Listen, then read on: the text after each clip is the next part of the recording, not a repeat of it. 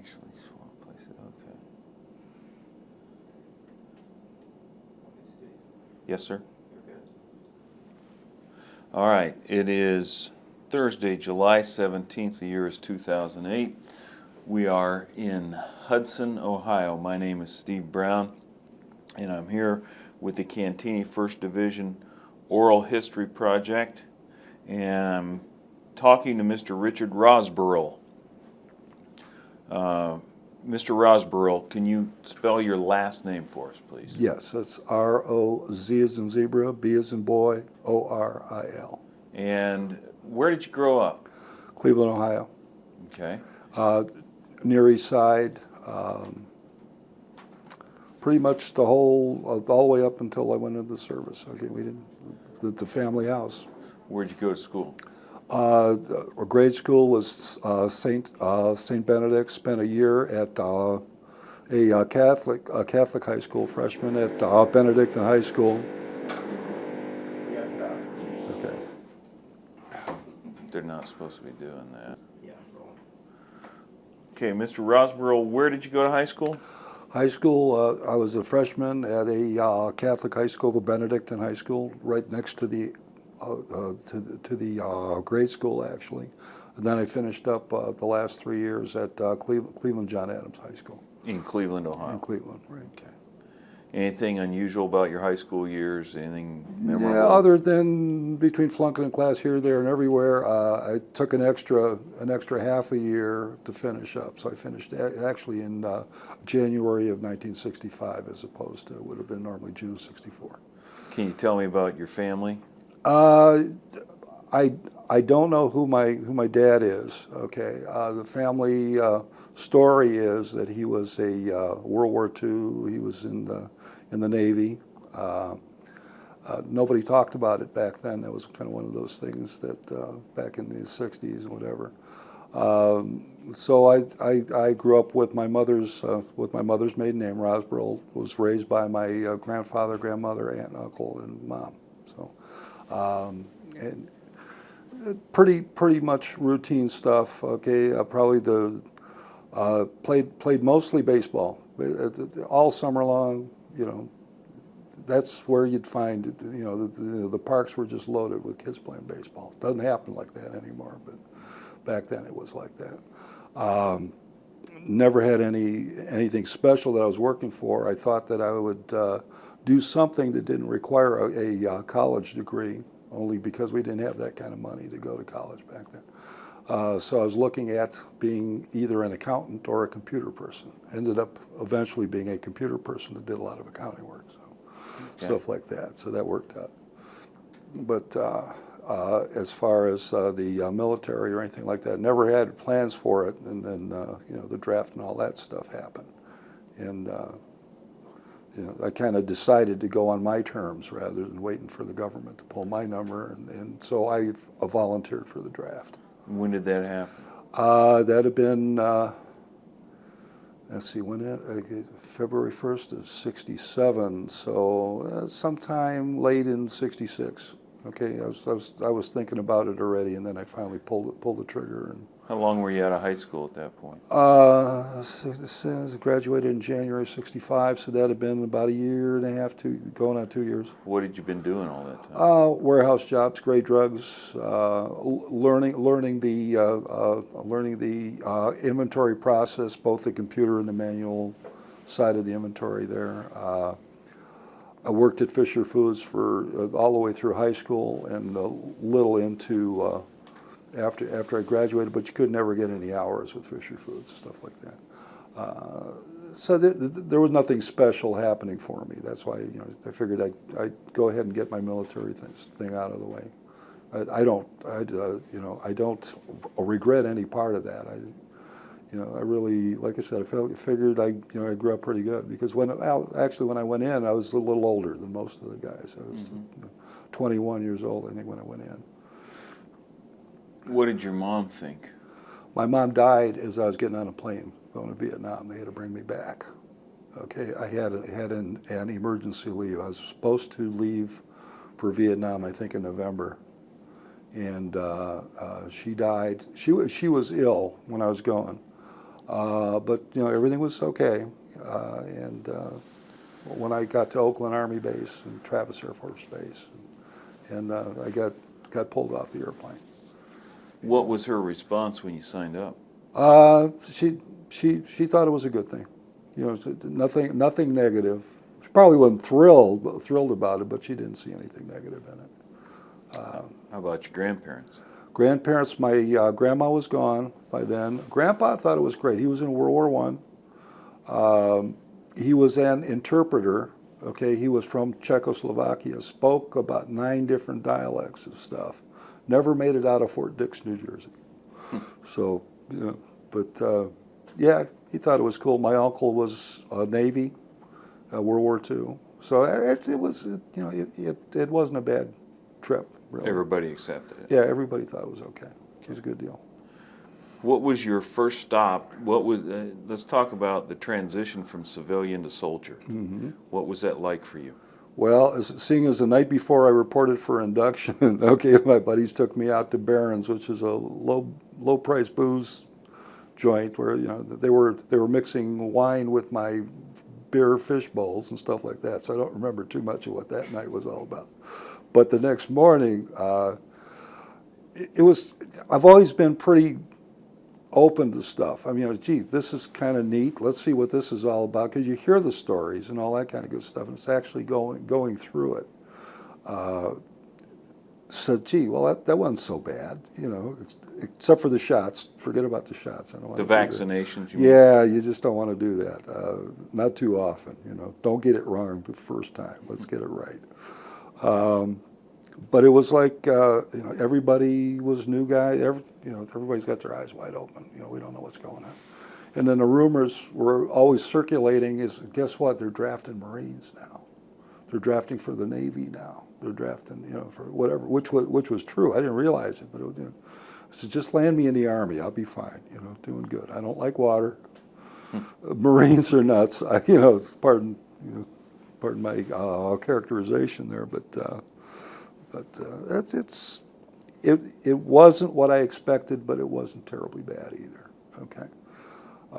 Now, when you see the movies with Lee Ermey as the drill sergeant, that's kind of what I was looking for. Although the movie hadn't been out yet, but it wasn't that bad either. Okay. I think they were mellowing out. I think in '67 a little bit and stuff like that. Anything in particular about your basic experience that you remember? No, basic was good. My platoon sergeant, they say you'll never forget his name, and I don't. Okay, his Merle Hascom. He was an E7. Just a great guy. And the assistant sergeant was Sergeant Fields. Did a great job. I got appointed good old platoon guide. Okay, and again, you were called upon to do stuff that you couldn't even comprehend what this was all about weeks earlier and stuff like that. But now, now you're adapting yourself to, gee, this is the way the Army does things, and you better catch on, otherwise you're going to have problems and stuff like that. That's why I'm kind of a believer in mandatory service anyway, just for that particular reason. I think it's great. The guys were great. Most of them were from Northeastern Ohio also. So there was a lot, although I didn't know anybody specifically, there was enough that you could talk about with the guys down there. They're Toledo, Cleveland, areas around Cleveland, stuff like that. And we all ended up at Fort Benning, Georgia, which is where I had basic training. And if you're going to have basic training, that's the home of infantry. So that's where you go, Fort Benning, Georgia. Did you do your AIT there also? No, Fort Knox, Kentucky. Okay. That's one of the things I did kind of want. I wanted to be a tanker. I kind of enjoyed the idea of the big iron gun that you could ride around in, where they couldn't get at you. Didn't realize that Charlie had his own solution for that too. But that part, and again, it was a little closer to home. My aunt and uncle came down several times, okay, just to visit. My uncle was from Tazewell, Tennessee, so that wasn't far from Kentucky, and that that was kind of nice. Fort Knox, a beautiful post. Enjoyed it there. Played flag football on the training brigade team and all that kind of good stuff.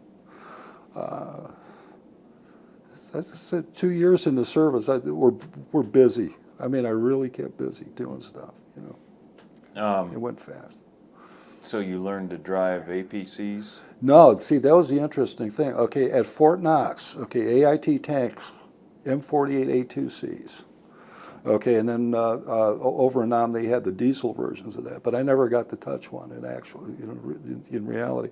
The interesting part about that was when I went into the service, that's another reason that probably added weight to why I made my decision. I just lost my driver's license, my Ohio driver's license, okay? Why Too was many that? points, a few speeding, nothing spectacular. It was always like 45 and a 35 mile an hour or something like that. You know, it always caught the cop on a bad day. But within 6 weeks, no, I shouldn't say 6 weeks. Probably 4 months later, I had a driver's license for anything over 52 tons. And I could drive an M48 tank right on post, no problem, no questions Just don't asked. take it off post? Just don't take it off post, Yeah. absolutely. And it better be in conjunction with a parade or something, because otherwise they get a little testy with you. Okay. But How long were you at Fort Knox? Fort Knox was probably almost half of my military career, because AIT, then I had signed up for OCS right in basic training, or right at the induction center, actually, downtown Cleveland. You know, I expressed interest in OCS. And so they took all kinds of extra blood tests and physicals and all that, all the way through the whole training process, through basic, through AIT. Everything was with the idea that you're going to come out of AIT and then go right into OCS, right? And I wanted armor, I really did. So I said, hey, half the battle's done. Here I am at Fort Knox, the home of armor, just left the home of infantry. And the orders came down for Fort Sill, Oklahoma, at artillery OCS. And actually, I would have come out the one class after General Tommy Franks. Okay, and bumped into him again. He was the artillery officer for the 5th Battalion, 60th Infantry. He was the artillery liaison officer. So there, but for fortune, I could have been Desert Storm. I don't know. You never know what's going on. I'm sure he doesn't think so, but that's beside the point. Don't know him personally. But So why did you not go to Fort Sill? the word had it that a second lieutenant coming out of artillery OCS would usually end up carrying a radio as the artillery liaison for an infantry unit on the ground, slopping through the mud and all that kind of good stuff. And their life expectancy, wasn't terribly good. So Forward spotter? yeah, Okay. yeah, forward observer, forward spotter, stuff like that. And I said that didn't sound like a lot of fun thing to do. So I filled out the papers. I said, no, I've changed my mind. I'm not interested in spending an extra year or whatever, a year and a half. And being a forward observer, thinking that the orders will go, come back, it'll be Korea or Germany, and I'll go to a TO&E outfit, a tanker. TO&E? Yeah, a tactical operational unit, okay, that actually uses tanks for a living, driving around and all that. Elvis was already out, so I didn't think I was going to run into him. But and that's not the way it happened. Okay, I came out in order to kill time waiting for orders. There was about 3 or 4 other guys that had done the same kind of thing. Okay, that had the same same result. They didn't get the school they were hoping for. Okay, so they backed out. So we're sitting around the training center with nothing to do. So they sent us to the First Army NCO Academy, drill corporal class 67-2 or something like that. And a drill corporal is kind of like an assistant drill sergeant, okay? We actually do the walking and the running and the demonstrating and the jumping jacks right along with the troops, okay? And worked in the training center for 3 cycles, so that was 24 weeks there, plus my 8 weeks of basic and 8 weeks of AIT, so that's 32, that's 40 weeks. We're starting to eat up a year already right there at Fort Knox. Okay. You must have done fairly well in AIT and basic for them to just take you. Yeah, pretty much. But finally, when you come out, they give you all of your other records and cards that nobody cares about anymore. And my scores were pretty good for all of that stuff. Okay, the combat skills and whatever. Wow, however much you can demonstrate in basic and AIT, but yeah, everything was pretty good. What were some of the most important things you learned in NCO training, aside from how to do interesting chants while you're How to training? talk while being a stutterer. How to give a class on something you know nothing about, okay? But you had to brush up out of these little manuals and stuff like that. The position of attention. How do you do that? Well, okay. First of all, you watch your drill sergeant, then you remember what he did, then you go ahead and you try to develop your own style and stuff like that. Command voice was a great one. Okay, it's just how do you go from talking like a little man? You got to get their attention and get it quickly. And my family has never accused me for speaking softly since then. I don't know what they can remember me as, but believe it or not, I used to sing high soprano in the boys' choir at St. Benedict's, so stuff like that. But still as a stutterer, you had to carry that kind of stuff off. You go to radio school, radio operator school, stuff like that. When did you go to radio operator? That was part of the tanker training and stuff like that. Like I said, the interesting thing is I never got to touch a tank after I left AIT. My driver's license for a 113 came coming out of the gates of Firebase Ben Phuc in the Mekong Delta. Make a left at the gate, run like hell through the village of Ben Phuc, so that just in case you get shot at, make a U-turn. Once you get all the way through the village, run all the way back, and then make a right back into the motor pool. That was my driver's test in a 113.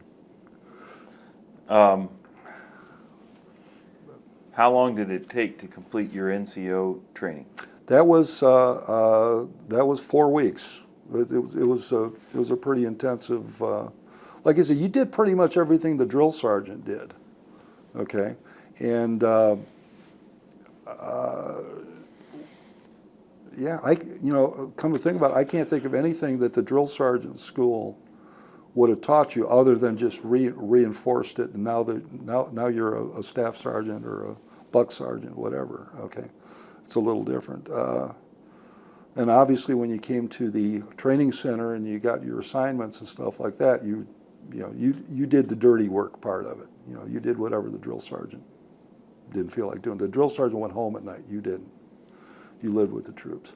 I actually had a situation once where one of the guys was holding a knife, and again it was a mesquite knife, but who knows? Okay, I was doing charge of quarters, CQ, and somebody come running down from one of the bays. We had these big brick buildings as opposed to the wooden ones at Fort Knox, and so you had an entire company in one building. Okay. 100 guys. We were running pretty heavy. It was like 40 men per platoon times four platoons. So 160. So you were responsible for the 160 plus whatever cadre was on the base, or in your particular building. Somebody come running down and says, I forget the kid's name. Probably doesn't matter, but was flipping out, and he had somebody with a knife. He eventually let the guy go, but he still had the knife, and he was making weird, he was just flipping out. So I went down to the armory downstairs, grabbed the .45. I had the keys, but no ammunition. So I strapped on a pistol belt, put the .45 in the pistol belt, empty, with an empty magazine in it. I had to go up and make like, John Wayne or Roy Rogers or whoever I was going to make like. It convinced the kid that this was not in his best interest to pursue it, okay, or whatever he thought was going on, just to back him off.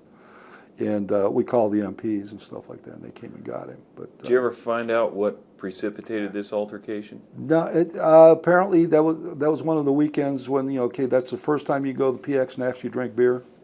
something like that. I think that probably had something to do with it. Homesickness probably had something to do with it. Nobody got hurt. I didn't fill out much of a report other than, yeah, it was a misunderstanding kind of thing. He seemed to be, other than that, he seemed to be okay. What happened to the guy who was holding the knife? I don't know. He never came back to they might have recycled him or kicked him. Mm-hmm. But it was just kind of one of those things. It was no big deal to talk him out of, it give him a chance to think about what he's doing. Do you think about what you were going to do if had no idea talking what didn't work? Had no idea. But then again, okay, if he was talking a knife and we had 40 guys and stuff like that, I'm sure, yeah, somebody might have gotten a little bit hurt, but there was enough backup there. But I was trying to avoid any of that kind of nonsense. Did you have any other sorts of altercations or tensions? We had one guy that was prior service. He was Navy, and we call him Pappy because he was about 40 some odd years old, wanted back into service. And they let him back in, and he would go into town, Louisville or the PX, or wherever he could get beer, come back loaded. And I never had any altercations with him, but he certainly caused a lot of interesting things to happen. Okay, like, just getting him up the stairs without hurting himself or hurting somebody else and stuff like that. We never had any suicides or anything like that. We never had. You would hear about stuff. I think there was one in the training center while I was there. Okay, there was a suicide. But other than just some silly kids acting silly, usually is what it boils, or they weren't prepared to deal with it. The guys that seemed to complain the most were the ones that enlisted. The RAs were the guys that, what did I get myself into, kind of thing, But and as I understand it, there were more enlistees than there were draftees, if I'm not mistaken. I read some facts and statistics someplace, and that kind of surprised me too. I thought there were more draftees. You have any issues with race relations? No, absolutely not. As a matter of fact, I lost my spot as the platoon guy back in basic, and the guy that took my place was appointed to assume the role. Then, okay, he was black. Matthew Gates followed his thing. He did go to OCS. I did run into him in Vietnam, and man, I'll tell you what, I saw him on the company street. We just locked up, and it was great. Then I backed up and saluted him and the whole bit. It was cool. There was another guy, Scotty. I can't think of his last name. Oh man, and actually that is his last name, Scotty, or Scott rather. He also went through OCS, and it was the same kind of deal. He ended up as a second lieutenant. I think he was in the 25th Infantry Division, and I had read that he was killed in action. But then it was a different Scott. Okay, the name was the same, everything like that, and. I've been trying to catch up with him. I've been trying to, emails and stuff like that. I look in all of the organizational rosters and stuff like that. There's a few other guys that, that I'm trying to tell you. It's about half and half, white guys, black guys. It didn't seem to matter, because if you had to have somebody to catch your back, that's what you were concerned about. This guy can do it. I trust him. I don't care anything else about him. I know all I need to know, But that's just kind of how it was. I was in before, I think, this whole big rigmarole about drugs and stuff like that. We didn't worry about it. We never gave it a second thought. There wasn't a problem as far as we were concerned. And I can't honestly say I ever saw any of it or smelled any of it, to be honest with you. So the guys around me, yeah. If somebody was doing something, we sure as hell didn't catch on. How about when you got to Nam?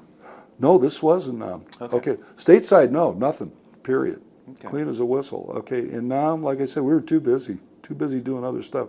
And the guys that were with us, I could see you got time on your hands back at Long Bin. Okay, yeah, Long Bin, there's a lot of time to kill. Okay, doing stuff. Not where we were at. We didn't have that kind of problem. Okay. You know. You finished NCO school. Yeah. What happened next? Like I said, I got assigned to C12-3, which is Charlie Company 13, it's C12. I forget how that runs. Charlie Company 13. Anyway, C12-3, whatever the company that was. Pushed through 3 cycles. Like I said, it's about 8 weeks per cycle with about a week or 2 in between. What do you mean over. pushed through 3 cycles? That's a basic training cycle. Okay, 8 weeks on the training cycle, then usually a week off in between for the new guys to get in. A week to week and a half, maybe 2 weeks. Being one of the new guys, okay, being the drill corporal, not the drill sergeant. The training center had to come up with its quota for Vietnam, stuff like that. And I came down on levy, you know, and see you around, you know, one of those kind of deals. But did you get any leave before you took off? yeah, 30 days, okay. What was that like? Well, I went home, you know, everybody tried to make lighter of the situation, you know, than maybe you wanted to. It was a lot of family stuff. Everybody managed to get to the Rozboril house, no matter where they were coming from. My mom was ill. She had broken a hip, and then she'd broken her leg, and then she'd broken her leg again. My mother was epileptic, so she was on a lot of pain-killing medication. All right, so I don't know whether that's, okay, she was clumsy or just the medication made her, you know, where she just wasn't really sharp or anything like that. But it numbed her pretty much. Okay, mm-hmm. She ended up dying of a bleeding ulcer, believe it or not. And again, she was doing the clinic route at the local St. Luke's hospital there in Cleveland. And again, it was kind of like, not to belittle their staff or anything like that, but you know, she was going through outpatient stuff like that, so she'd have a different doctor every time she'd go in for an appointment and stuff like that. The care probably could have been a lot better than it was, but she was having a bout of something. Okay, you know, it could have been also the fact that I was going to Nam, you know, but I said goodbye, got all the way to Oakland Army Base, out to Travis, okay, getting ready to go over, and I got the word that the Red Cross, we had to take a loan to get me home from the Red Cross, and flew home and you know, for the funeral. But and then I only had about a week, okay, just for the funeral, kind of like an emergency leave. Bereavement leave? Yeah, and then it was back to Oakland. Okay. And back over. Otherwise, it probably would have hit Vietnam before TET started rather than just after TET started. That was neat because my first night in country, they blew up the Long Bin ammunition dump. Oh my! And the concussion, I'm laying on a top rack. The concussion lifted me up, put me right down on the floor. Okay, face first, and I said, what the hell's going on?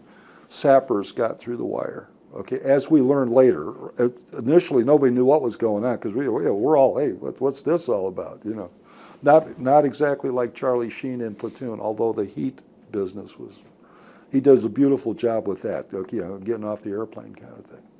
We thought it was interesting when we were going to land because I think it was a DC-8. Okay, mm-hmm.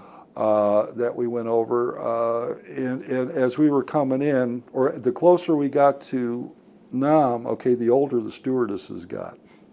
Okay, I don't know whether that was an indication. One of the things that they were showing us as we were getting closer was they would show us maps, okay, of the surrounding area where the bunkers lined the runways and stuff, just in case something happened to the plane had to come in badly. Also, we thought it was kind of interesting. Never saw DC-8 do one of these, and it was circling Tonsanut Air Base, coming in like a fighter plane, all right, until he got low enough. And as he was coming in lower, obviously we're sitting like this looking out the side windows, okay? Some of them are hanging on for dear life on the other side of the plane. Fortunately, I could look down. I could see the tracks all over, from armored vehicles, all over Tonsonnoot Air Base, because they had hit Tonsonnoot, I guess, a couple nights early. And yeah, I mean, hey, this is real, Then the plane hit the ground. We got out, and yeah, that's when that Vietnam, whoom, the heat hits you, and you're just kind of standing there. Wow, what did I get myself into? And we were still wearing khakis. Okay, I understand later on guys were coming in wearing their fatigues and stuff like that. But yeah, we were still in khakis with looking like good little GIs and all that kind of good stuff. Aside from the heat, what were your other first impressions? Only that, wow, this is it. This really this must be the place. This is where it's happening. Because at first, we didn't know what to expect either. We're all getting nervous talk and all that stuff. Yeah, processed. Yeah. We had to get issued basic, our four sets of fatigues and like that. And, duffel bag, whatever. And then we, because originally got assigned to the 90th replacement depot, which was at Bearcat.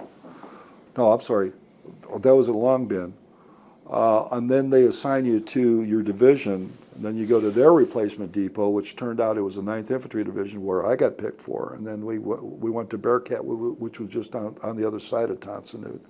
It was closer to Benoit, I think. And it's funny because the 9th was heavily engaged. Actually, the 5th to the 60th was heavily engaged already in Saigon. The 5th to the 60th was on the Y Bridge. They got 2 battle stars for that, and a couple of commendations and stuff like that. They would have formations every so many hours, okay, where they would call everybody that was in the training center, in the 9th Infantry Division training center. You'd have to form up and whatever, and they start calling names out. And what they were doing is they were picking out medics. And they were shipping them, do not pass go, do not collect $200. Go straight to the front line. Shipping them right to the 5th to the 60th and a couple of other units that were heavily involved.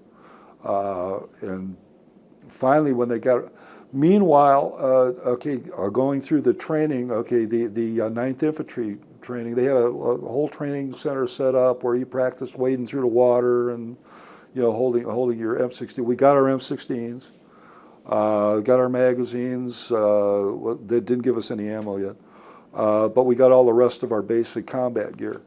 And we went through the Reliable Academy, I guess they called it. Okay, and you practice going over these swinging bridges and wading through the water and crawling through the water and just nasty stuff. And then they did a company-size ambush. Okay, and I think it was meant to just to get you used to the idea that here you are, you're in Nam, what it's like to stay awake all night, counting leaves and things, whatever rustled, and we actually sprung the ambush. Somebody got something because they did give you ammunition, and they gave you claymores, and they gave you hand grenades and stuff like that. And but you were closely monitored by whoever was there. Okay, and I think they did pop the ambush. They got one or once. I don't know whether it was a real VC or not, but they did get somebody. It was on the other. We were kind of like spread out all over the place. Okay. And then the next day, my number came up, or my name came up, and along with a bunch of other guys, and it was to the 5th to the 60th, mechanized. I said, well, at least it's mechanized. Okay, I know from tanks. Well, they don't have no tanks. 9th Division? Yeah, 9th Infantry Division, 5th to the 60th. So we were trucked to Benoit. We took I think it was a Caribou. A Caribou. That's an airplane. Okay. A very small airplane, flying the whole time. It's Rattle City. And we landed at Tan Ant airstrip, picked up by another deuce and a half. Deuce and a half is? A 2.5 ton truck. Okay. Open, whatever. In the back? Yeah. He's riding back. And I'm not sure whether we already had our flak jackets or whether they issued them there. I'm pretty sure we probably already had them. We just weren't putting them on because it was just way too hot. is it put them on, belt, make sure you got all your stuff ready. Okay, they passed out ammunition. They said lock and load. That's the first time we did that other than on the ambush, except we didn't lock and load. And we took a trip, it was about, I want to say about 8 or 9 miles down every Patty Dyke road was called Thunder Road because they would come in and mine it at night, and then the engineers would have to clear it the next day. But we went down that road as fast as a truck driver could drive, okay, without losing anybody out of the back of the truck. I believe the thinking was that if you hit a mine, it goes off behind you rather than you're right over the top of it, okay?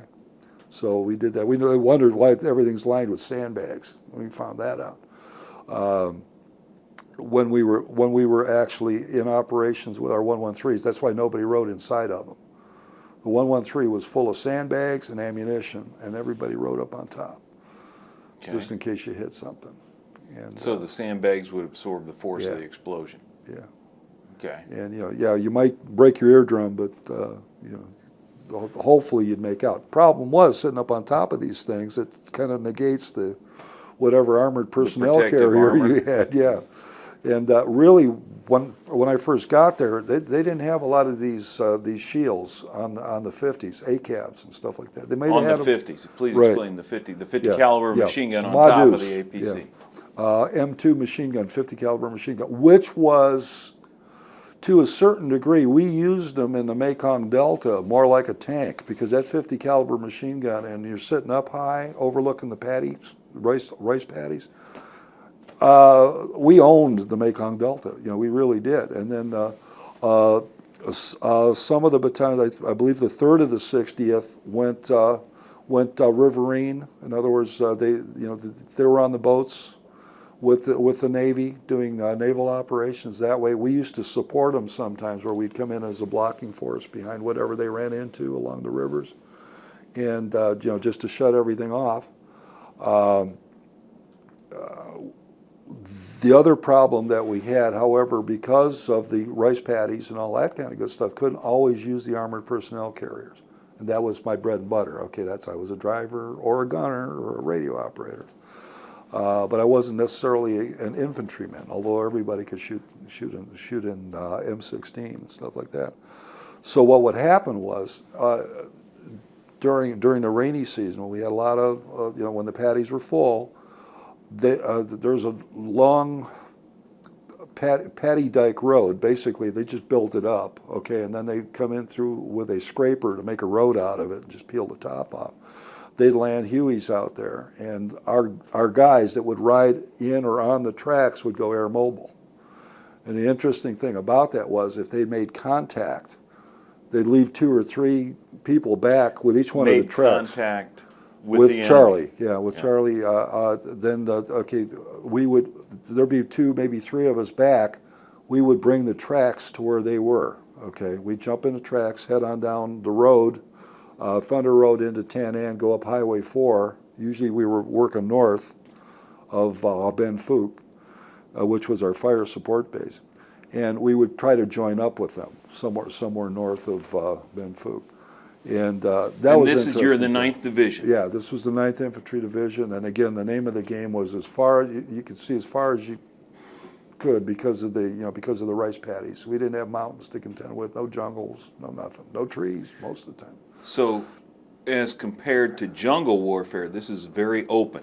You got it, and that's what made a big difference when we heard we were going north. Okay, we were now going to become part of the 1st Infantry Division, a totally different area of operation. We had a great body count, okay, if you want to call that great, down in the Mekong Delta, okay, because again, there wasn't much that could do battle with an armored personnel carrier, let alone a tank, okay. A lot of the work we got was, again, running the roads, making sure the roads stayed open, guarding the bridges. There was one key bridge down on Highway 4, it was Ben Luck Bridge, which was just south of Saigon, and they kind of controlled the rice bowl, okay, because whenever they blew up the Ben Luck Bridge, then it backed up everything, okay. And the 2nd of the 47th was the other mechanized infantry battalion, and they would usually get to guard the Ben Luck Bridge, and Charlie would always catch them and they'd blow up the bridge, and then they'd put the 5th to the 60th on the bridge till they rebuild it. They'd rebuild it or put in a pontoon bridge, temporary bridge, and then eventually get it rebuilt. Once they got traffic restored again, they pull us off and we'd go back on operations again. So you are operating as a driver? Driver, RTO, or a gunner? Gunner, yeah. Or a radio man? Right. In Yeah, I pull radio watch again. in an armored personnel carrier? Yeah. Oh yeah, that was home base, or a 577, which is the high wall jobby. Okay, it has the map boards on the inside where they lay out the big maps. In fact, I even got into making maps. I brought maps. I got a bunch of maps that I brought home with me too. So three-man crew in each of those APCs? Actually, you could get away with 2. You'd have a track commander and a driver because somebody has to be on a 50. But normally, it depends whether you were at full strength or not. I mean, if you had all the troops on board and all that stuff, I think you're supposed to be riding with 8, and then the 2 track crewmen. And of course, those guys that were riding with you, they carried M60 machine guns. You could open the hatch in the middle, shoot off the side. But everybody was always riding on top. Nobody ever wanted to get down in there. Just for the sake of clarity, because hopefully people in the future will be looking at Sure. this and using this as an historical document. When you talk about a track, you're referring to an armored personnel carrier. 113A2, which is a diesel or A3. I guess later they had A3s. So you were driving a diesel? Yeah. Engine? Well, yeah, the gas ones didn't go over there because that's the Ronson story, okay, where What's the significance of gasoline versus diesel? Lights every time. An RPG rocket will set them off. Okay. The gas-powered ones? Yeah. Okay. Gasoline-powered? Yeah, they would puncture a diesel, but the danger of diesel fuel igniting, okay, was far less than a gasoline-operated one. So by the time you get there... Yeah, they were all diesel. Everything was diesel. The tanks, the M48 A3s. I trained on an M48 A2C, which was gasoline. That's what we had stateside now. We drove the gas ones stateside. I'm sure the APCs that they were training on stateside were also the gasoline one. And the APC would swim, okay, not real well. I mean, you didn't want to go across any serious rivers, but the rice paddies, they could function. Occasionally you'd get one stuck, but you could do a lot with them. In other words, when we had to marry up with our troops and stuff like that, we were coming directly across rice paddies. What happens if you get one stuck in the rice paddy? Then you get 3 or 4 of your buddies pull you out. Okay, everybody's carrying They just winch it. Yeah, everybody's carrying tow cables and stuff like that. So that was just part of the drill. That's something that you lived with. Do you have much contact with villagers in this time period? Actually, we were invited, especially after I went to work in the TOC, or the Tactical Operations Center. Yeah, you were supposed to go to the district chief's house. I let Captain Villarreal, who was my boss in the 9th Infantry Division, I let him go. I sat out in the Jeep and I didn't have any plans on eating anything that they were going to be eating. This was something, or drinking anything that they were going to be drinking. If it didn't come out of a bottle and say Coke or Pepsi or something like that, or San Miguel, which is the Filipino beer that has, I don't know what the percentage of that was, formaldehyde, just to keep it from spoiling or something like that, or the chocolate Hershey bars, which had mostly wax in them. But it's the only national that I really spent any time talking to at all was the barber. We had a guy that would come in from the village of Benfook, and he cut everybody's hair. He just set up shop in front of the orderly room and have at it. And he brought in his son. The barber's name in Vietnamese, I believe, is Hot Tok. So we would call him Hot Tok was the dad, and then Warm Tok was his son. we called him. Figuring he was in training, eventually he was going to take over the business. Take over the family business. Yeah. When you're engaging the enemy, are we talking VC or NVA? We're talking VC in the Mekong Delta. Okay. And again, it was kind of an interesting situation for me because working in the Tactical Operations Center. I'm with the S3 and the S1 and the S2, so we got all the officers. We're back in officer country. It just so happens I'm driving the S3's track, okay? Why do you say we're back in officer country? Well, because, yeah, we've got a ringside seat to what's going on. For example, on one of these situations where we married up with our ground troops, they went air mobile. They made contact with the enemy. Air mobile means Okay, those Hueys landed out on the company road. Huey helicopter. Yeah, Huey helicopters, gunships, and the whole bit. Landed out there, picked up our guys, took them out on a sweep. Okay, they did make contact. Okay, they called for the tracks to come marry up with them. Okay, so we headed down Highway 4, came out across the rice paddies. Okay. We had overhead support too. We had gunships escorting the tracks because let's face it, with 3 guys or 2 guys on a track, we got ambushed. There wasn't much that we were going to be able to do about it. All right, but we managed to marry up with them. They formed a big half moon while they were dropping other troops behind where the enemy was, or where we thought the enemy was. It was a little village built into a paddy dike. Okay, which a lot of them were like that. I guess if there was more than 5 or 6 hoochies, you'd call that a little village. And so we were on one side. We had flare ships over the top. They were shooting flares out of some of the surrounding fire bases like Tanan and whatever. So this was a night action? Yeah, this was night. Well, they made contact in the evening. They were going to hold it until morning and then sweep it. Okay. But we had to hold them. We had to try to tighten up the perimeter so that nobody got out. So they dropped troops as a blocking force behind, okay? It looked like everything was tight. Then we got a ringside seat to this whole thing. Occasionally you'd get rounds back out of there. You could tell our rounds were pink or red tracers going in. Theirs were green coming back. Okay. Just so happened everybody gets issued an air mattress, and I'm laying up on the top of the armored personnel carrier in the air mattress. Now, they usually only last about an hour because you're going to hit something sharp on the top of that metal thing, and the next thing you know, all you do is you have a rubber pad that you're laying down on because the air mattress is no longer an air mattress, all right? But I'm laying there just thinking how neat those green fireflies look. And it looks like they're about 3 inches above your head, all right? And it was tracers going over, okay? And really, they were much higher. It's just at your perspective. Mm-hmm. It looks like it's right there on top of you. Next morning, finally morning comes, we hold the perimeter. We think we got it pretty tight, all right? And they've been shooting into there all night, all right? They go in and they do a sweep. First thing you see, Mama-san comes out with all the baby sons, and everybody, they come out and they're waving, and it's like nothing ever happened. You go into the hooches, they've got bunkers that put ours to shame, okay?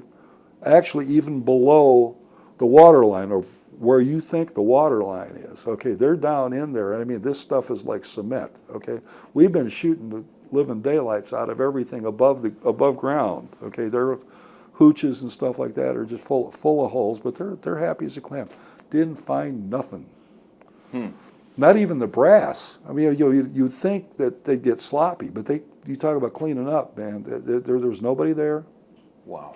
No body count, no weapons, no nothing, and we must have had 300-400 guys involved with that. Okay, between the gunships, artillery, firing support, the guys on the ground, and all that kind of good stuff. But that was the frustrating part, because these guys were so good at getting out of there, and it might have only been a couple of VC just harassing, because they love to see us put on a show. There's one of the movies that they came up with, and I wish I could think of the name of it right now, where they show how'd you like to see the government spend $2 million. So he calls in, yeah, we got movement. And the guys are all sitting up on a hill watching the artillery and the airstrikes and all that kind of good stuff, whatever. But nothing there. It was better than doing nothing that particular afternoon or something like that. Mm-hmm. And I can't think of the movie, but I can see these guys clearly doing stuff like that. Well, I'm sure that wasn't the case here, where they actually Yeah, did if get you had contact. green tracers coming back, Yes, yeah. there's return fire. We definitely did have tracers and stuff like that. But it's really weird, the way that works. You mentioned that you guys were fairly effective in the Mekong Delta. Right. And you measured the effectiveness by body count. By body count, yep. What did you think about that policy? What else, what else are you going to do? And it's funny because when you watch the documentary stuff, okay, about the estimates of the estimates of the estimates, again, they used to reward, okay, certain units. If you got the highest body count for a particular period, you got a 3-day R&R at Vung Tau or someplace like that, in-country R&R. So you can, how many did we get? Oh, 30. Well, maybe it was 50. By the time the colonel gets a hold of it, it was 112. Something that's always an odd number. But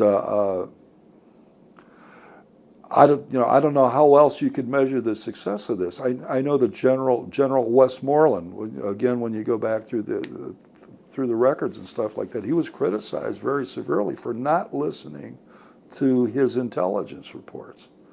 They say, no, that army you're fighting is about twice as big as you think it is, or what he's telling the government. Okay, they were coming down the Ho Chi Minh Trail at some phenomenal numbers. I mean, just because we didn't see them didn't mean they weren't making it all the way into Saigon and around Saigon.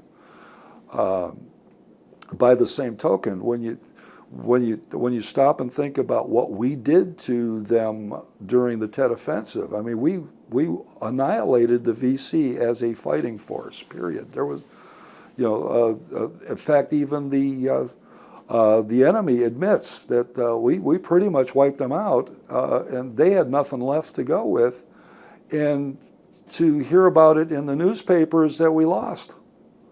We didn't do well.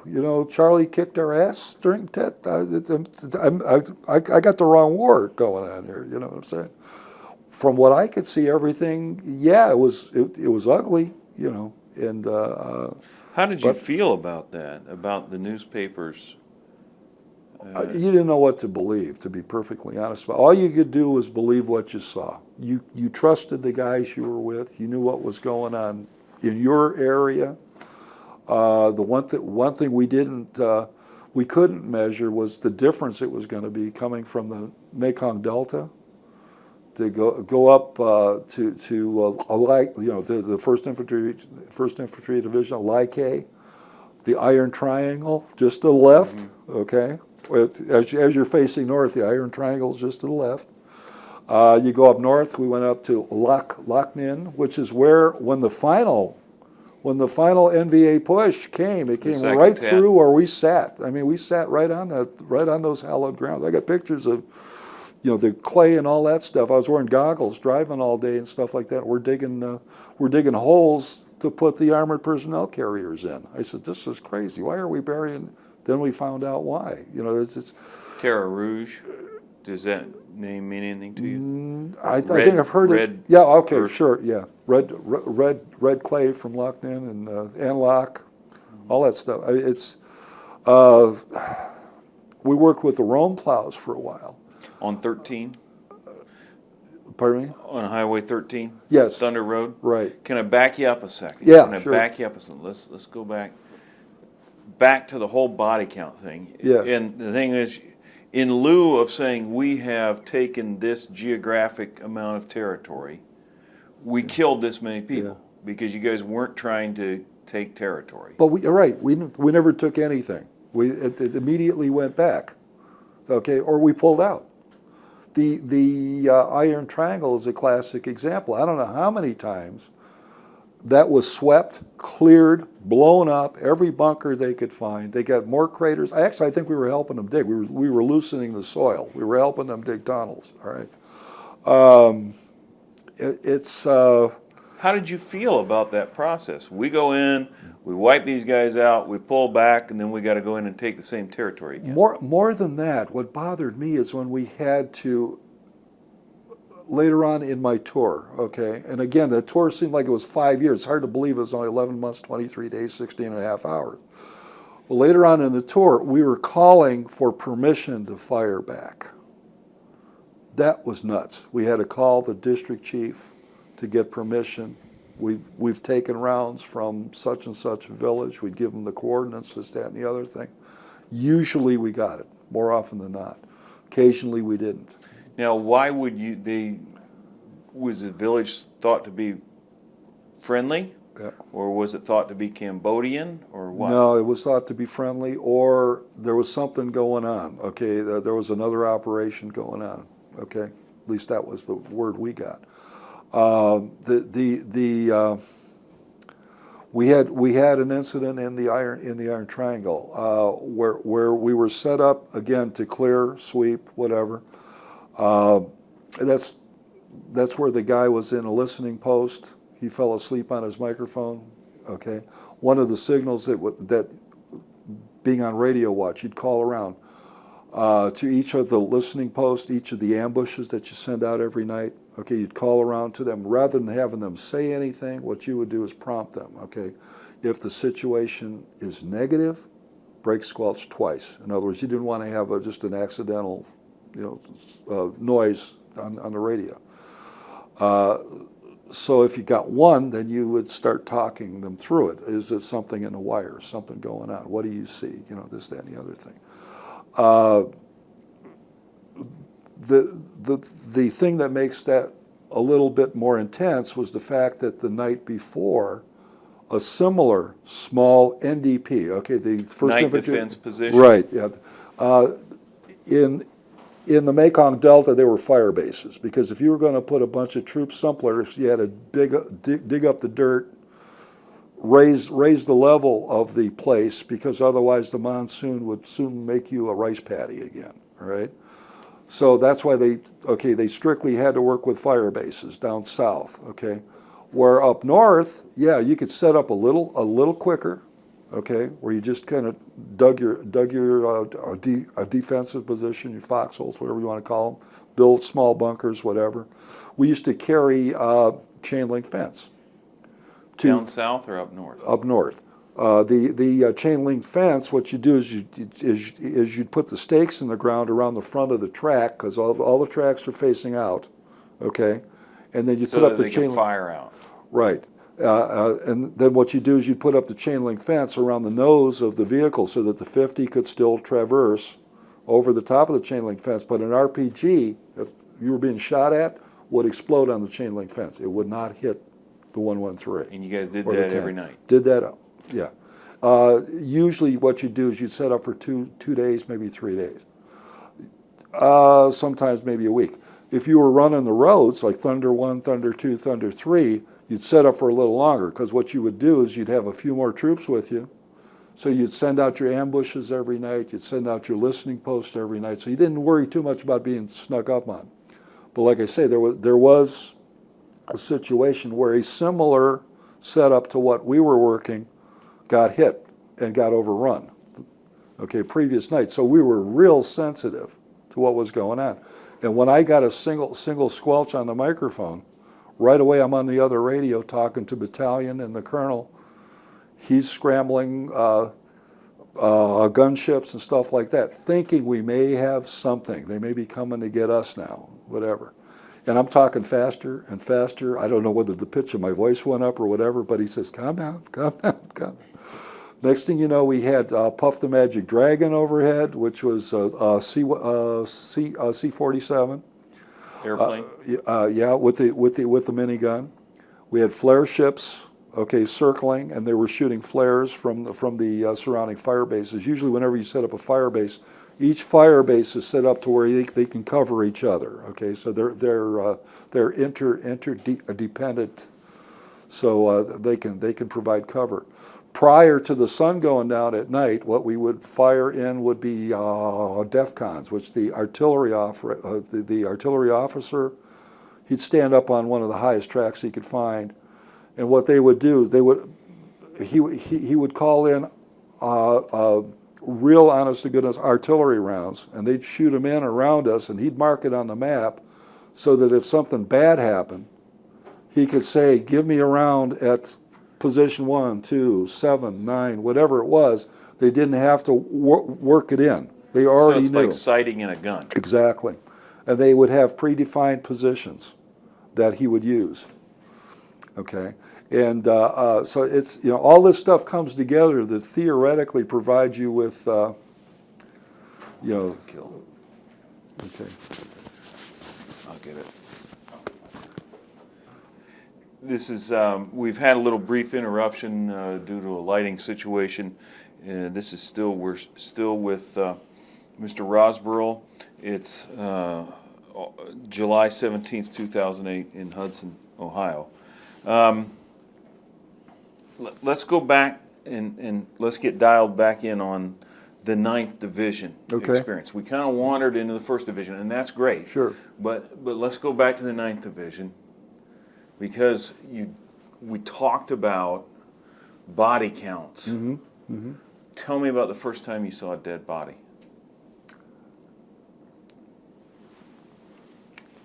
It would be, we had some sniper fire on the fire base, believe it or not. They were actually normally it was just mortar rounds, stuff like that. How soon was that after you'd been deployed to the 9th Division? Mortar stuff? Well, just the first time you saw a dead body. Oh, first time, it was a while. They pretty much had things pretty much under control in the 9th.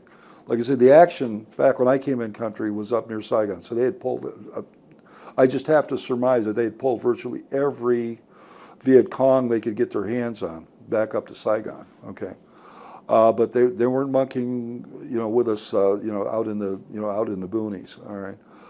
The first bodies I saw were, and somebody told me that it was the police chief and the police chief's son from the village of Ben Phuc, that we had received mortar rounds, we had received sniper fire.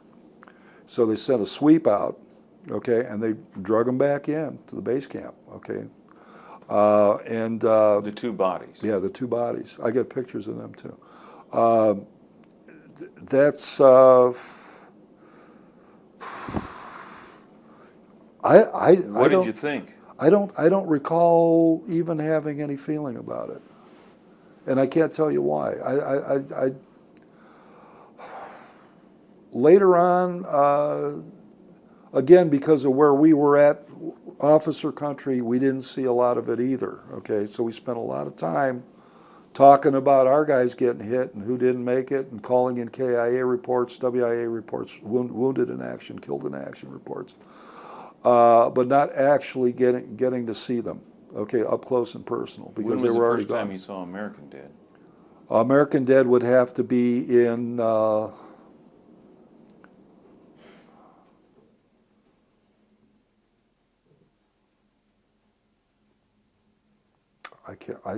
I couldn't tell you. That's fine. I couldn't tell you. That's fine.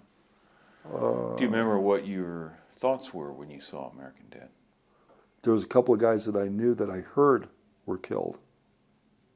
I didn't actually see them. That was bad news. What did you? How did that affect you? I didn't get this feeling like I wanted to go charging out there and do anything about it. It's just, to me, it was something.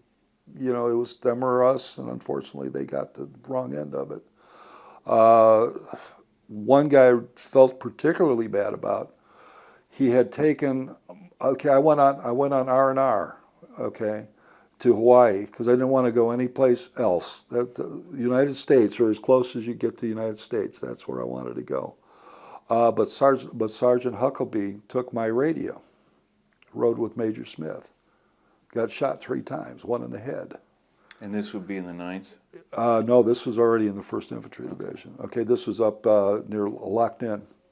Okay, where we got the whole battalion got ambushed. It was a mechanized battalion, gets ambushed in the rubber plantation up there. This was the big difference between our body count down south and what we faced up north, because it was a whole different ballgame. He didn't die. I made connections with him. They sent him to Japan. He healed up. He's back. He finally retired as a sergeant major. Great. But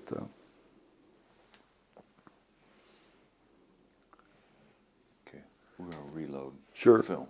Do you want, you good? You need to use the restroom, anything No, like I'm that? good. Okay.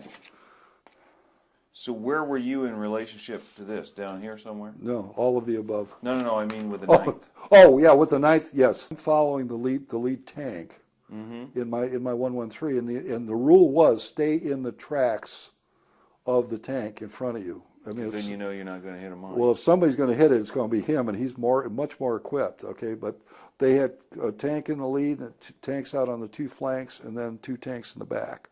Okay, and then a string of 113s. Okay, in behind that lead tank. Well, the lead tank hits a booby-trapped 105 shell, and you actually see this. I mean, he goes off the ground. This is a 52-ton M48A3, just rocks back, and the driver comes out of the hatch, and he's shaking his head like that. Probably busted his eardrums. Yeah. And then they're motioning for me to take the lead in the 113, and I says no. I just took my time. Just to chug around the side, waiting for one of the other tanks to come from the rear, to take the lead and take the point on there. But oh man, you just see some nasty. And that was on 13. Pardon me? That was on 13, Thunder Road? Yeah, Okay. that would have been 13. Yeah, because 13 runs all the way through like K. Yeah. So this was out the bottom. It's on the southern end of. Good to go? Yeah, good. Okay, it is July 17th, 2008. This is Steve Brown in Hudson, Ohio. I'm still with Mr. Rozboril, and we're talking about his experiences in Vietnam. Mr. Rozboril, at what point were you transferred from the 9th Division to the 1st Division? Okay, the dates. I have to look at my cheat sheet. It was something. The history books describe it as the 5th of the 60th relinquished its assets, relinquished its mechanized assets on or about, I believe it's October or something of 1968. And they also report in the history books that the 1st Battalion, 16th Infantry, First Infantry Division received mechanized assets on or about the same date. What that really means is the 5th of the 60th mechanized 9th Infantry Division became the 1st Battalion, 16th Infantry mechanized 1st Infantry Division. We actually started to stand down. In other words, we were no longer going out on operations, no longer doing anything. Probably 2 weeks before that particular time, we were getting fatigue shirts ready that had a 1st Infantry Division patch on the left, 9th Infantry Division patch on the right, and we understand, and actually we saw some pictures that the 1st of the 16th was doing the same thing. The leg outfit, 1st of the 16th, was doing the same thing up north. What eventually happened, and I have pictures of that too. We massed out on our Thunder Road, which was the Paddy Dyke Road that goes from Ben Phuc Fire Base to Tan An, which was the third Brigade headquarters. Massed the entire battalion, all the armored personnel carriers, trucks, jeeps, water tankers, you name it. Out on Thunder Road, and then we took off in one long convoy. I've got pictures of back then I was driving the Jeep. I was driving the S3's Jeep, and we just went all the way out to Highway 4, made a right, straight north on Highway 4, right through Saigon. Where you can see the bullet holes. I got pictures of the bullet holes in some of the hotels and some of the fancy buildings and stuff like that. Right up through, I think we went past Benoit into. I remember the road off to Benoit only because we used to run up to the PX all the time. We used to take, me and one other guy would jump in a Jeep and take off for Benoit just to get Pepsis. Cases of Pepsi in a trailer and stuff like that, because you didn't want to drink the water. But we came in the bottom half of Lai K, hit Highway 4. We found our new motor pool. We just pulled into the new motor pool, and they then waited for assignment wherever the hooches that we were going to stay in and stuff like that. But it was kind of like, everybody's looking around, wow, this is different. Why was it definitely different? Well, no more rice paddies. This was jungle. This was, I think, Lyca's in the middle of a Michelin rubber plantation. So you've got pretty thick cover. Okay, they obviously didn't strip all of that out of the base camp. Okay, now the surrounding area was a little different on either side of Highway 13. That was pretty much defoliated and whatever. But I think they tried to cut it back 100 yards or so, maybe 300 in places. But when we got up there, I mean, it's just the idea of having shade was kind of a new concept, for some of us for a while, because there just wasn't any trees down south. How long had you been in the 9th? Let's see, this would have been February to September, October. So February, March, April, May, June, July, August, September. So about 8 months. So most of my tour was with the 9th Infantry Division, and then the last 4 months, which, by the way, were probably some of the more interesting 4 months with the First Infantry Division. Aside from the differences in locale, differences in topography, what other differences did you notice between your service in the 9th and the service in the 1st? Well, in the First Infantry Division, the tracks could go more places. Okay, we found. I know that originally with the French, the experiences the French had, I think that's one of the reasons they didn't bring armor to Vietnam in any great numbers. But we found out that just wasn't the case. You could maneuver.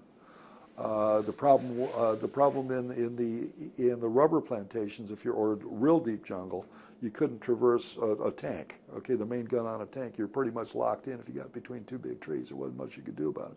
So you had to be careful where you were going. Plus the booby trap situation. Okay, we had to be reoriented to what we were going to be working in. Okay, I would have to say that impacted the regular line outfits much more than it did the tactical operations center. Okay, we were going to set up no matter what. Okay, wherever we were, and those big 2902 antennas went up. Talk about a marking thing for Charlie. You want to be shooting them in. Yeah, just catch those big 2902s, which are sitting on top of the 577 or 557s. 577, I forget which one the track is with the big map boards on them. I think it's 557. But yeah, that's we got a lot closer to the action though too. Okay, down in the Mekong. Okay, yeah, you set up in a dry spot, and obviously you couldn't move too far in any direction. The line troops could. Okay, but the tracks, you had to watch where you're trying to get into. Up north, again, your track became part of the defensive perimeter, no matter who you were.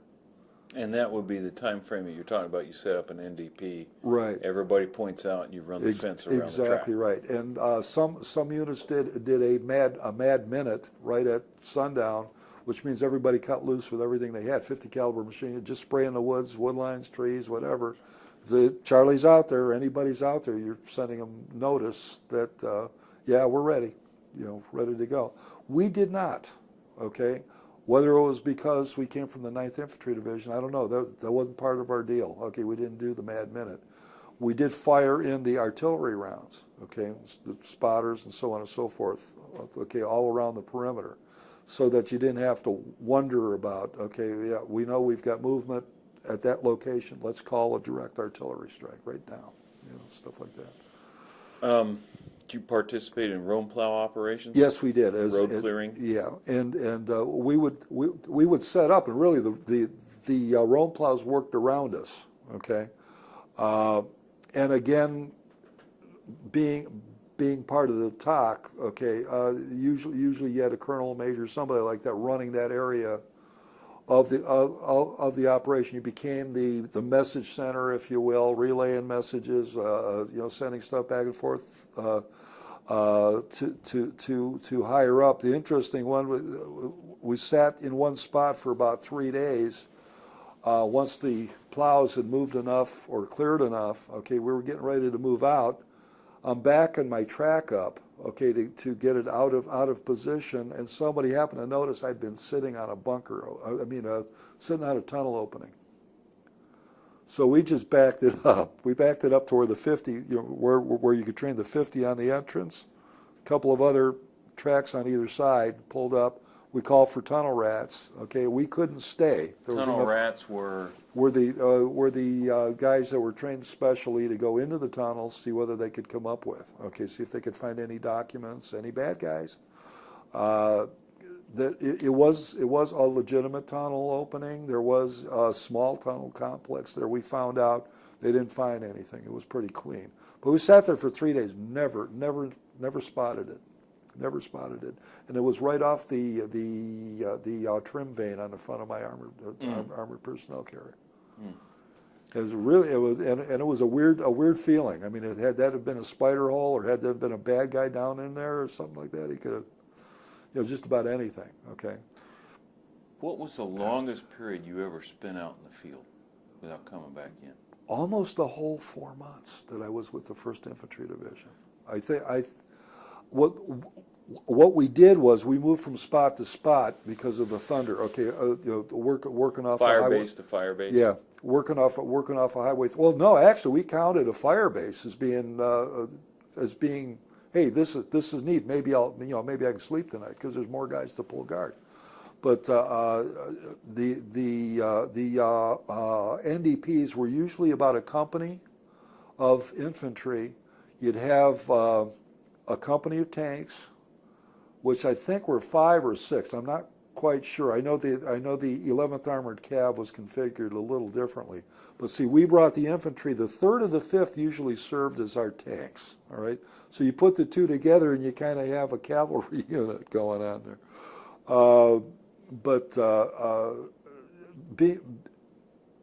I counted that whole tail end of my tour over there as being out in the field. Going back to Like A, forget about it. We never got back to Like A. Okay, Did you get a chance to bathe, change your clothes, anything like that? Yeah, you see, yeah, sort of. It's kind of like you have these plastic bags that you fill up with water, hang it from a tree or something. At least you had trees there. No, but normally you didn't worry too much about that. It's just kind of you burn your clothes, you get a new set. Don't worry about it. It wasn't quite that bad. I'm trying to think. I remember Thanksgiving dinner. In fact, I have a copy of the menu somewhere here. It was said in 1968 that every GI in Vietnam was going to get the same Thanksgiving dinner. Turkey, dressing, cranberry sauce, the whole ball of wax, okay? Everything. Hot meal, okay? Sure enough, a Chinook comes in. A Chinook helicopter? A resupply Chinook helicopter comes in with all these big thermal cans full of food, okay, right out of somebody's kitchen. I don't know where, but we didn't care. They set up a chow line that, probably one of the biggest chow lines I've ever seen. Okay, right out in the middle of nowhere. Okay, loaded up with paper plates, and you're going through the chow line, and they're mashed potatoes and gravy and turkey and stuffing and you name it. They're throwing them on. Okay, both these paper plates. Then you look around for a place to sit down and go eat this stuff. But guess what? Another Chinook's coming in with artillery ammunition, and he's carrying, I don't know, M16 ammo, and you name it, just stirring up all kinds of crap. And we're sitting there, and you peel off the top layer of crud that landed on there from the second helicopter. You eat it. That's what it is. That brings another thing to mind. How much did you weigh when you went to Vietnam? Oh, got to be 130. Oh, going in? Going in. Probably 160. How much did you weigh coming out? Probably 130. I got pictures to prove it too. I still have my GI belt at home. It doesn't fit around his thigh. Well, yeah, maybe it does. His thigh being your son who's sitting over here. Okay. Yeah. Oh, yeah. That's unbelievable. I got to show you this. I don't. Now would be a good time because Go ahead. Yeah, that's fine. I've got samples of the pictures that are on the thing. This happens to be at Loch Ninh. Now, were you at Loch Ninh when the heavy fighting broke out? No. Okay. Before or after? That's, okay. Are we working our way around the gleam? It's probably 130, well, here, wait a minute. I got it.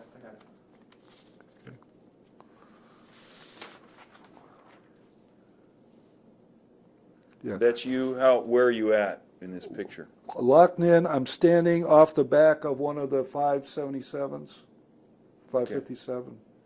I got to get that number straight. And it looks like you've got a tent there? Well, no, okay, yeah, it's a canvas.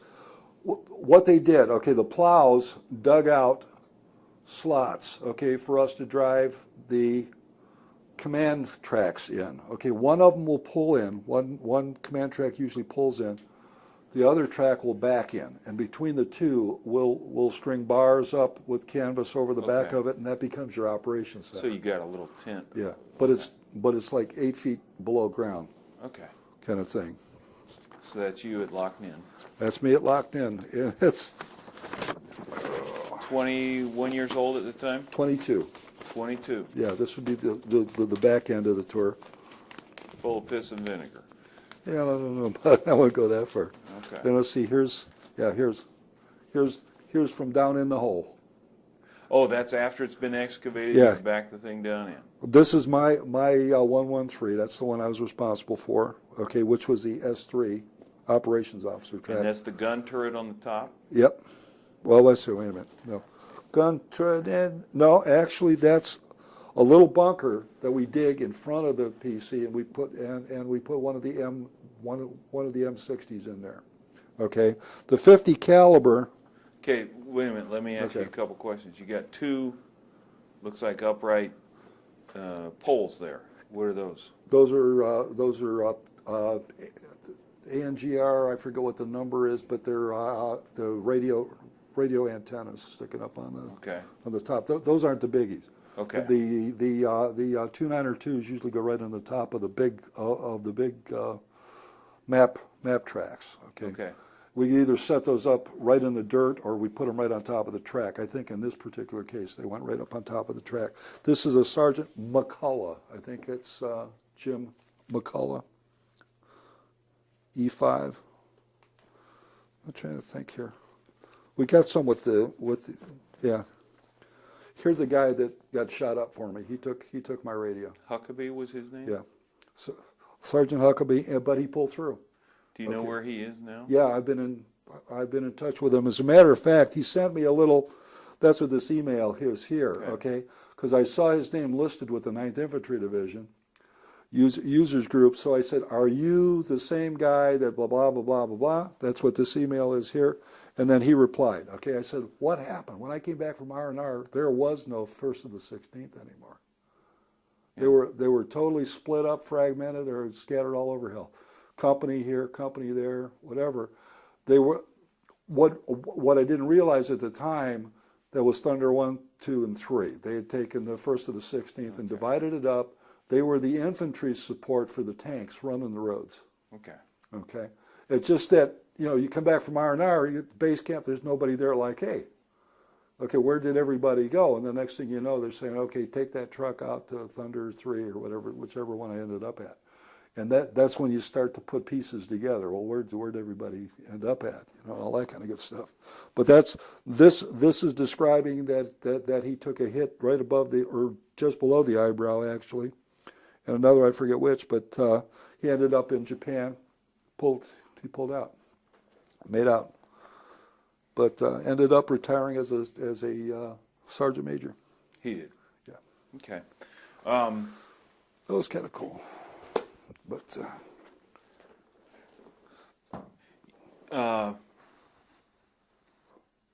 you're at Loch Nen. How much longer are you in country at that point? let's see, that would have been October, November. That's pretty much. See, locked in. Okay, I went on R&R, and I never went back to Loch Nen. I mean, they were already out. That's where they got ambushed. Okay, the battalion got ambushed. So it was to the Thunders till I went home right out of the field. Okay, I stopped in at Dion Okay. for out processing. January probably 20th, 21st, and then I was just waiting for a flight out. And I mean, that was it. I mean, I don't even know how I got married up with my gear that was still stuck back in Lac-Hay. I think I probably had to go back to Lac-Hay, and then I took another flight out of Lac-Hay. Did you do any bunker clearing? No. Okay. No. Yeah. How much sleep did you get? Oh, there's another one of the movies, and again, I hate to keep going back to the movies, but some of them, they make points that you could never make otherwise, okay, in some of the movies, if they're done well. And I believe it's in Hamburger Hill, where one of the newbies, just in country, looks at one of the other ones, he says, is it possible to go a year without sleeping?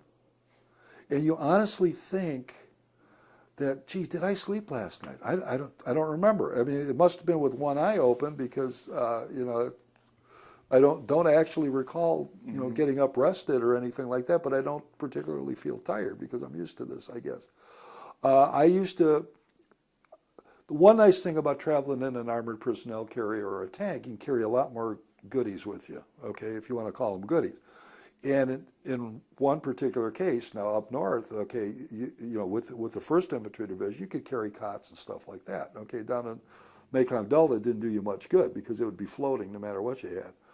But I'd carry a cot, I'd pitch it under the trim vane in front of the armored personnel carrier. Okay, and then just hang a poncho off the end of it for some darkness, because you weren't sleeping at night, so you had to try to catch a couple hours. Okay, in the early morning, just at daybreak, and then it got too hot to sleep anyway. So what would be the point, And then the rest of it was, like drowsy or one eye open. Cat naps. Yeah, cat naps during the day. That's why if you could get back to a decent sized camp, I won't even call it a base camp because, like I said, a fire base is not a base camp by any stretch of the imagination. A fire base is a place to set up your 105s and 155 howitzers in support of somebody else's fire base. And that's company strength, maybe 2 companies? Yeah, pretty much. Yeah, because you out of a battalion, you could usually staff 2 fire bases. Well, what you'd usually do is get elements from other units too. Like I said, okay, we didn't have any of our own tanks, but the 3rd or the 5th, I believe, was the tank support. I think occasionally we worked with the 11th Armored Cav too. Remember in particular any of the officers you served under? Captain Villarreal, okay. Was he 9th or 1st? He was 9th. Okay. As a matter of fact, he was my boss most of the time I was over there. He was originally the company commander for headquarters company, 5th to the 60th. He eventually became S3 for the 5th to the 60th, and S3 stands for? that's the operations officer. It was his responsibility to make sure the right people were in the right place at the right time to whatever they were going to do.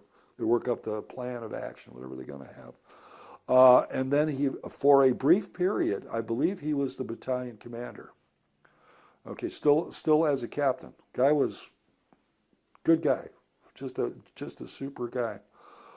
Because I was his driver, theoretically he merited, somebody to do his boots and all that. He didn't want to hear about it. Polish his boots and all that other kind of crap. He says, you just keep the Jeep running, keep the 113 running. We're fine. That's what I need.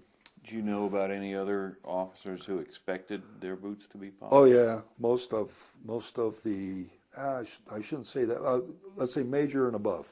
Major and above, yeah. That was part of the perk. Yeah, a lot of captains filling that role. I don't know I couldn't say for sure whether they went that route. But usually, he had nothing to do either. That's kind of one of the things that Captain V told me. He says, "I got nothing better to do. I'm going to sit there and lose money at pinochle or poker, So he might as well polish. Yeah, might as well do his. And really, then the directive came down. You're not supposed to be polishing those damn things. Okay, yeah, clean them, make sure they don't get waterlogged and all that kind of crap. But that's first of all, you can smell it. Of course, if you're riding around in an armored personnel carrier, you smell it a lot more. You smell the diesel. You smell a lot of things. Not only that, but you can't sneak up on anybody with one of those either. So you guys were ordered to stop polishing your boots. I believe something came down to where, and I can't think of exactly where it happened, But it was like there was, when you were back at the base camp, okay, again, let's talk about Long Bin or something more, whatever. Yeah, they kind of expected you to do stuff like that. Okay, well, we never got back there. So consequently, it was no big deal for us. We didn't care one way or the other. Officers, I guess, were expected to look a little sharper anyway, but, we didn't really care. You're getting processed out. Yeah. You get on the plane. Yeah. What do you remember about arriving at home? In the U.S., anyway. A little bit was, hard to believe. They came back through Oakland again, Oakland Army Base. And you know what? We went into what appeared what was a big warehouse, station to station to station to station to station to station. And again, it was one of those marathon deals where, did you sleep? Yeah, about 4 days ago, but the only thought you have is, okay, this is it. Once I get that plane ticket, okay, I'm gone. Get on a bus, get over to wherever, LAX, I think it was. We went out. No, Oakland. I forget what the hell. Anyway, it was the thing was, I think in a lapse time of 36 hours, I'm Task Force Thunder to Cleveland Hopkins Airport. Okay, and I couldn't tell you exactly what happened in between, other than the fact that they got my records wrong and all that kind of good stuff. But then the thing is, do you want to stick around an extra 2 days while we straighten it out for you? No, I'm out of here. I'm gone. They give you a nice new uniform. Okay, they try to make sure they get your awards and medals and stuff like that correct. And then I find out I got I sent in an amended DD 214 because I found some errors in the thing, and they came back with there was three medals that I didn't know I had. So I thought that was good, but they were all Vietnamese things. Okay, for public Legion of action Merit. And all that, pacification, whatever. I guess there's an honorary one for the Tet Offensive too. You can wear it. I don't know whether it's not United States Army authorized, but it's a commemorative thing. What kind of reception did you get at home? It's kind of like, oh, you back? It's kind of like I just went on a camping trip with the Explorer Scouts. To be perfectly honest, I mean, it was. Well, time to get a job. How much money I still got, from sending money home? Okay, what can I afford to drive? That was my number one worry at that point in time. Got to get a job, go do something. Where'd you get a job? Ogilvy Norton Company, the boats on the Great Lakes, as a computer operator. Did you have trouble settling back into civilian life? No, other than the hair was a little short. Okay. But the interesting thing about it, when I went in, when I first showed up for induction, they had a hard time giving me a haircut because I went in a lot less than what I got on now. I came out, I mean, it wasn't really a bad deal. Everybody says, what you ought to do is go buy a wig till your hair grows out. I said, I like the way my hair feels. I'm used to this. They do this. The talking to people and whatever, no, not really, because I had been, again, the guys laying in the boonies every day, okay, laying out in the rice paddies, or tromping through the jungle, okay, with noise discipline and all that kind of good stuff. Nobody's talking to nobody, okay. Well, it was a little different for me. I'm talking all the time in the rear. I'm talking to the captain, talking to the major, talking to the colonel, whatever, talking on the radios all the time and stuff like that. As you can tell, I'm talking, and I'm a stutterer. I'm a lifelong stutterer. Once I get rolling, I can't stop. I like to tell people it's because of the 20 years that I went when I couldn't get 2 words out in the same day. I'm making up for all of that the rest of my life here, for the last 40. But it's like, so it wasn't like I was away really. I was doing something else. I'm doing a different kind of job that I'm doing, okay? And I used to think if you kind of get lost in that kind of situation, yeah, so I'm carrying a gun. Okay, yeah, I take it to lunch with me, you know, in the whole bit. Don't monkey with me in the javelin. But, you know, it's just in my mind, it's just a different thing, you know. And I talked a lot louder than I used to because of that drill corporal thing, you know. Taught you how to stand out in the middle of a field and holler at a tree or something like that. That was the command voice bit. So it was easy for me to come home and talk to people again. I talked about the war. Nobody wanted to hear it. You know, you kind of wanted to talk about it. It was funny when we bought our home in Parma, our second home in Parma, where we're at now. 8 houses down the street, or up the street, I should say. Well, first of all, yeah, 8 houses up the street. A guy that I went through basic training with was living there, okay? And for some reason, I was showing one of the neighbors, whatever, we're going through one of the albums and stuff like that, and he says, you know Jim Spatney? I says, yeah. You know, I went through basic training with him. I think he ended up in the 25th Infantry Division. And he says, you know, he lives 8 houses up the street from you. I says, you're kidding. So right away, they put 2 and 2 together. They came down and they looked through the album. We picked out about 3 or 4 pictures I had of Jim. They put them in the church paper, the local church paper. Do you know this guy? All right. Next thing I know, I got somebody banging on my front door at a Spatnik. Okay. We went through basic training together. I mean, yeah, we've been.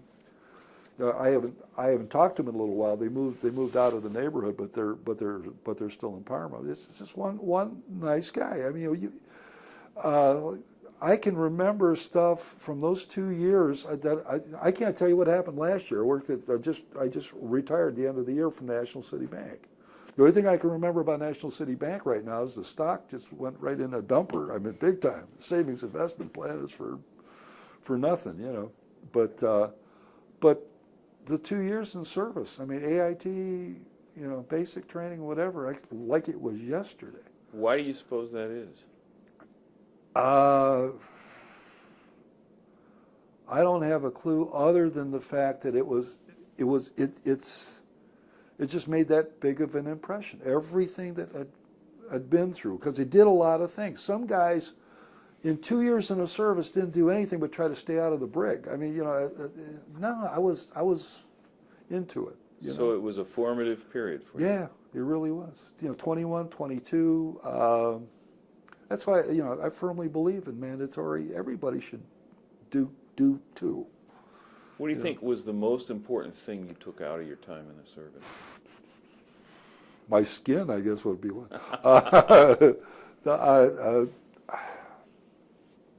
I think I grew up a lot, one hell of a lot. I think I took things a little more seriously. I think about things a little more now. I think I can appreciate relatively to other people that would be totally meaningless stuff. I think I appreciate a little differently. Like what? It's nice to come home in the evening. You know, it's you know, you might take it for, you know, some people take it for granted. Well, yeah, here I am. Okay, grab a beer, whatever. I used to look forward to when we had our first house in Parma, little 2-bedroom bungalow. It had a big pin oak in the backyard.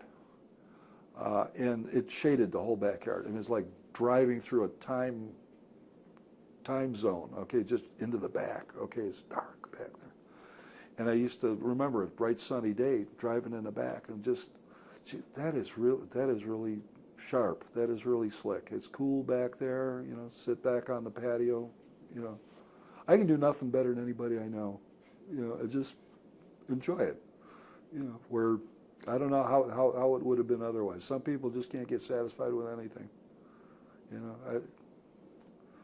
know, that's really the best way I can describe it. I try to keep busy with little things. I smoked for all my life. I finally come down with emphysema, scared the hell out of myself. I thought I was going to die. I quit smoking cold turkey, bang.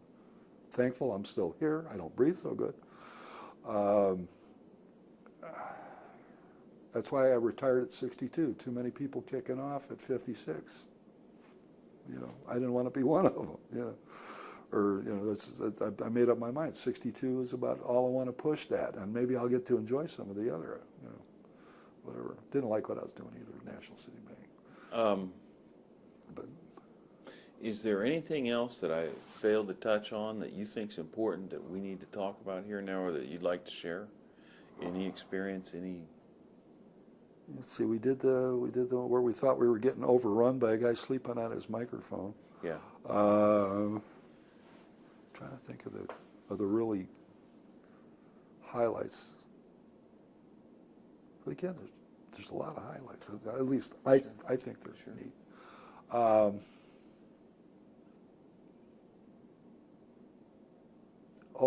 I'll bet you driving home I'll come up with another 50. But like I said, it's because I really lived it. I mean, you know, I come back, I don't regret 1 minute of it. I almost re-enlisted. I wanted that Yogi Bear hat so bad. Drill corporals don't get to wear that Yogi Bear hat, that drill sergeant hat. In a more lucid moment, I said, no, I made it through 2. Chances are, if I go for another 3, I'm going to be back over here, and the odds aren't all that good, you know. Some guys go tour after tour after tour, and they never got a scratch. I just didn't want to push my luck. But you know, I would have got staff sergeant, probably gone to First Army or NCO Academy for drill sergeant school, and I still kind of regret that I didn't do it. But it won't be the last thing that I regret either. But because I did enjoy it. Maybe enjoy is not the right word, but I got a lot out of it, and I don't regret 1 minute of it. You know, I really do.